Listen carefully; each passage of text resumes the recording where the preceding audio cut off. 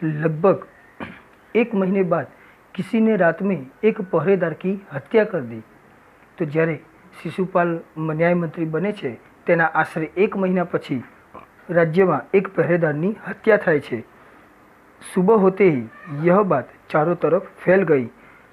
सवार पड़तानी साथे ज आ बात चारे बाजू फैलाई जाए छे। लोग बड़े हैरान थे तो राज्यना लोग खूब ज परेशान हता। शिशुपाल की तो नींद ही उड़ गई। त्यारे शिशुपाल तो खूब ज चिंतित थई जाए छे। उन्होंने खाना पीना छोड़कर अपराधी का पता लगाने में रात दिन एक कर दिया। तो मित्रों, अहींया आपणे एक रूढ़िप्रयोग समझीशुं। रात दिन एक कर देना एटले के खूब ज मेहनत करवी। त्यारे शिशुपाले खावा पीवानुं छोड़ीने अपराधी कोण छे ते शोधवा माटे खूब ज मेहनत करवा लाग्यो।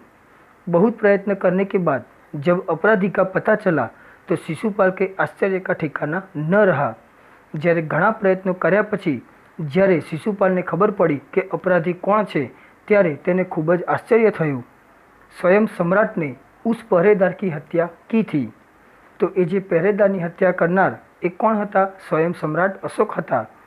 सम्राट को अपराधी घोषित करना बहुत ही कठिन काम था। हवे आपणे जाणीए छीए कि अशोक जे हता ए तो पोते राजा हता। हवे एमने अपराधी साबित करवुं ए खूब अघरू कार्य हतुं। शिशुपाल करे भी तो क्या करे। हवे शिशुपाल ने थोड़ी असमंजस में पड़ा कि हवे शुं करवुं जोईए। एक और वे न्याय मंत्री थे और दूसरी ओर सम्राट के सेवक। तो तेओ धर्म संकट में मुकाई गया। एक तरफ तेओ न्याय मंत्री हता जेथी तेमणे साचो न्याय करवानो हतो अने बीजी तरफ तेओ सम्राटना सेवक हता।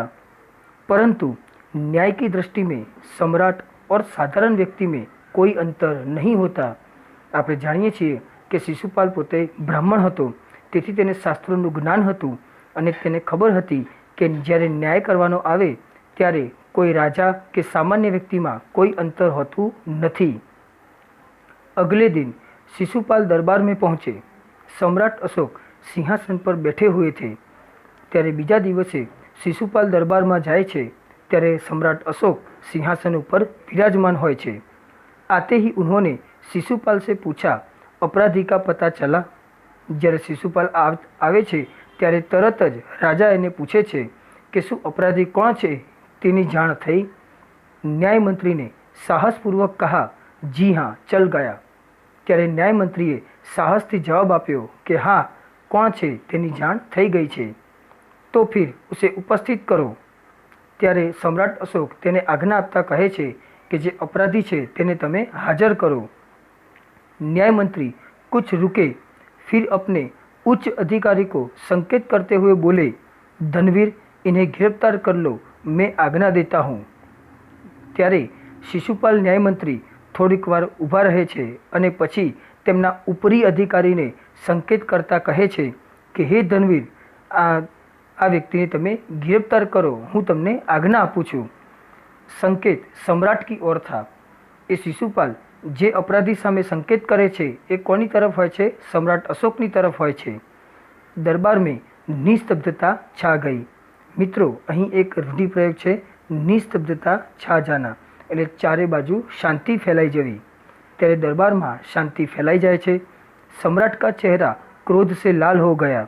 एटले के सम्राट खूब ज गुस्से थाय छे, क्रोधित थई जाए छे। वे सिंहासन से खड़े हो गए और बोले, इतना साहस? त्यारे सम्राट पोताना सिंहासनमांथी ऊभा थई जाए छे अने कहे छे कि तमारुं आटलुं साहस? न्याय मंत्री ने ऐसा भाव प्रकट किया जैसे कुछ सुना ही न हो। त्यारे न्याय मंत्री एवो डोळ करे छे कि एमणे कंई सांभळ्युं ज न होय। उन्होंने अपने शब्द को फिर दोहराया, धनवीर, देखते क्या हो, अपराधी को गिरफ्तार करो। त्यारे तेओ उच्च अधिकारी ने फरीथी आदेश आपता कहे छे कि तमे जोई शुं रह्या छो, अपराधी ने तमे गिरफ्तार करो। दूसरे ही क्षण सम्राट के हाथों में हथकड़ी पड़ गई अने तरत ज सम्राटना हाथों में हथकड़ी पड़ी जाए छे। त्यारे न्याय मंत्री ने कहा, अशोक, तुम पर पहरेदार की हत्या का आरोप लगाया जाता है, तुम इसका क्या उत्तर देते हो? हवे न्याय मंत्री शिशुपाल ए अशोक ने कहे छे कि तमारी ऊपर पहरेदारनी हत्यानो आरोप लगाववामां आवे छे, तमे आ विषे शुं जवाब आपवा मांगो छो? सम्राट होठ काटकर रह गए। ત્યારે सम्राट एकदम चुप रहे छे। न्याय मंत्री ने फिर पूछा, तो तुम अपराध स्वीकार करते हो? ત્યારે शिशुपाल તેમને પૂછે છે કે શું તમે તમારો અપરાધ સ્વીકાર કરો છો? ત્યારે રાજા કહે છે, हाँ, मैंने उसे मारा अवश्य है, पर उद्दंड था। મિત્રો, અહીં આપણે એક શબ્દ સમજવાનો છે, ઉદ્દંડ એટલે કે અવિવેકી। ત્યારે રાજા કહે છે કે હા, મેં એને અવશ્ય મારી નાખ્યો છે, પરંતુ તે અવિવેકી હતો। તેઓ सम्राट जवाब आपे छे। सम्राट का उत्तर था, वह उद्दंड था या नहीं, तुमने एक राज कर्मचारी की हत्या की है, तुम अपराधी हो, तुम्हें मृत्युदंड दिया जाता है। न्याय मंत्री ने निर्णय दिया।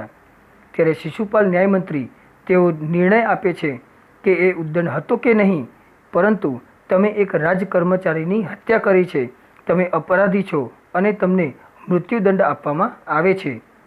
સભા મેં સન્નાટા છા ગયા। ત્યારે સમગ્ર રાજસભાની અંદર શાંતિ છવાઈ જાય છે। न्याय मंत्री का निर्णय सुन सम्राट ने सिर झुका लिया। ત્યારે ન્યાય મંત્રીનો આ નિર્ણય સાંભળીને सम्राट ખૂબ જ ચિંતિત થઈ જાય છે, તેમનું સર ઝુકાવી દે છે। वे तो स्वयं शिशुपाल की परीक्षा में सफल हो गए थे। આપણે જાણીએ છીએ કે જે પેલો પરદેશી યુવક હતો એ પોતે જ सम्राट અશોક હતો અને તેણે શિશુપાલની પરીક્ષા લીધી હતી અને તેમાં તેઓ સફળ રહ્યા હતા। सम्राट का हृदय ऐसे व्यक्ति को पाकर गदगद हो रहा था। तो मित्रों, અહીં એક રૂઢિપ્રયોગ છે, ગદગદ હો જાના, એટલે કે ભાવ વિભોર થઈ જવું। તો સમ્રાટનું હૃદય આવા વ્યક્તિને મેળવીને તે ખૂબ જ ભાવ વિભોર બની ગયા હતા। तभी न्याय मंत्री का संकेत पाकर एक कर्मचारी सम्राट अशोक की सोने की मूर्ति लेकर उपस्थित हो गया। ત્યારે શિશુપાલ ન્યાય મંત્રીએ જ્યારે સંકેત કર્યો ત્યારે એક કર્મચારી सम्राट अशोकनी सोनानी मूर्ति लईने हाजर थयो।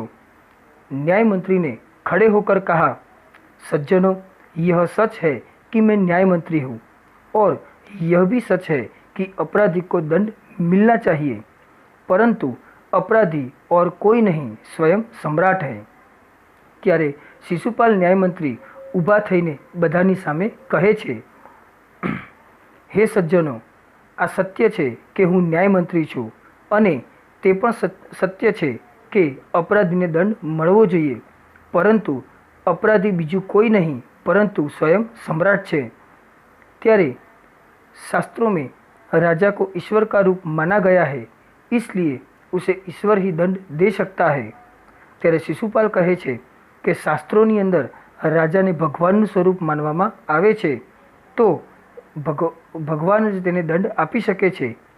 अतएव मैं आज्ञा देता हूँ कि सम्राट को चेतावनी देकर छोड़ दिया जाए और उनके स्थान पर इस सोने की मूर्ति को फांसी पर लटका दिया जाए। तो शिशुपाल आज्ञा आपता कहे छे कि सम्राट राजा अशोकने चेतवणी आपीने छोड़ी देवामां आवे अने तेमनी जग्याए आ सोनानी मूर्तिने फांसी पर लटकाववामां आवे, जिससे लोगों को शिक्षा मिले, जेने कारणे लोकोने साचा न्यायनी शिक्षा मळे। न्याय मंत्री का न्याय सुनकर लोग जय जयकार कर उठे। ત્યારે શિશુપાલ ન્યાય મંત્રીનો આ ન્યાય સાંભળીને લોકો તેની જય જયકાર કરવા લાગે છે। जब सब लोग चले गए तो शिशुपाल ने राजमुद्रा सम्राट अशोक के सामने रख दी। જ્યારે સૌ લોકો રાજ દરબારમાંથી ચાલ્યા જાય છે ત્યારે શિશુપાલે राजमुद्रा सम्राट अशोकनी सामे काढीने कहे छे, महाराज, यह राजमुद्रा वापस ले ले, मुझसे यह बोझ नहीं उठाया जाएगा। ત્યારે શિશુપાલ કહે છે કે હે રાજા, તમે આ રાજમુદ્રા પાછી લઈ લો, મારાથી આ ન્યાય કરવાનો બોझ नहीं उठावाय। अशोक ने सम्मान भरी दृष्टि से उनकी ओर देखते हुए गदगद कंठ से कहा। ત્યારે सम्राट